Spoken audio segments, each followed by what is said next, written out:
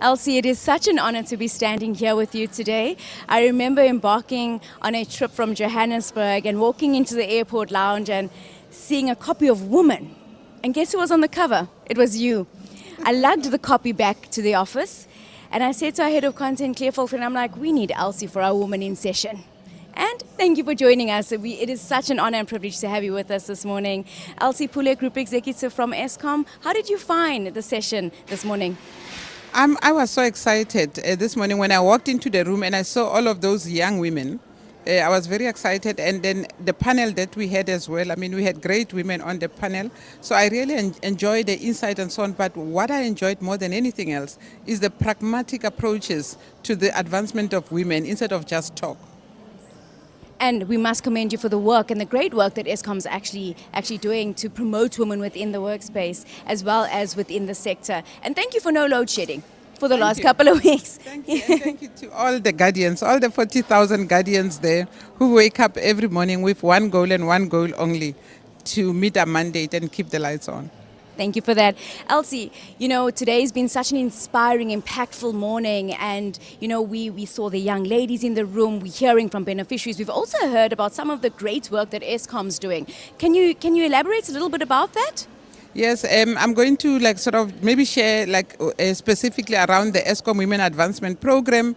We made sure before we started we needed to have a business case because we work with engineers. We needed to convince them that this is a good investment, is the right thing to do. So we had a business case upfront. The business case went through the approval of your exco and the board because we also didn't want to run it as an LC program or an HR program. We wanted it to be an organizational imperative kind of program. So in terms of a business case, we were deliberately gonna shift the quantitative numbers. We were deliberately gonna target the environment. We then had about 5 pillars of the program. We focus on women in technical roles.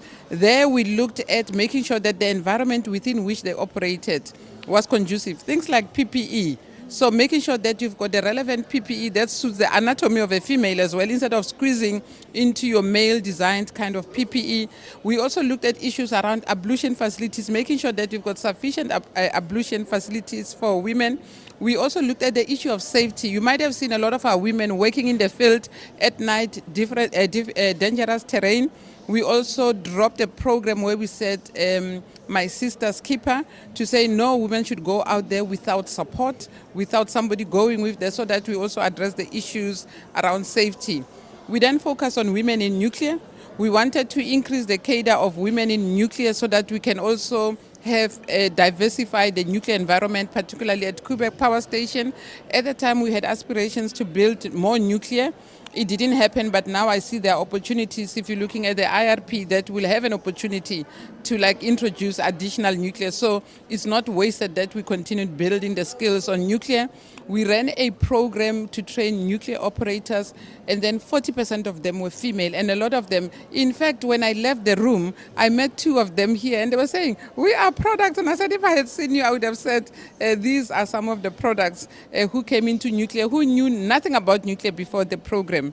We also have a stream on women in leadership.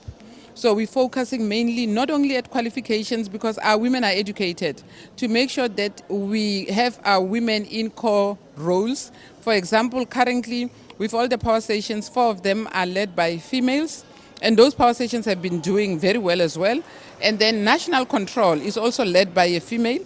And then research at Eskom is also led by a female. So we don't want to just populate them within HR, finance, and so on. They are important roles, but we want to have them at the coal front and in roles that really impact business directly. Wow, I can certainly hear the passion in your voice, and all these programs are definitely driven by purpose and passion. Elsie, do you have a few inspirational words that you'd like to leave to those young girls that would like to come into the sector, as well as to the current women that are facing any particular challenges within the sector? Do you have any parting words? I always quote Mendoza. One of Mendoza's song is "Uzoyithola kanjani uhlele khoneni."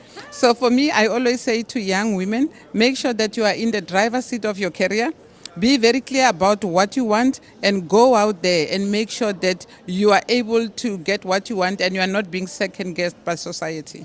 I love that, because who says we can't do it, right? Absolutely. Absolutely. Thank you for joining us today, Elsie. Thank you so much.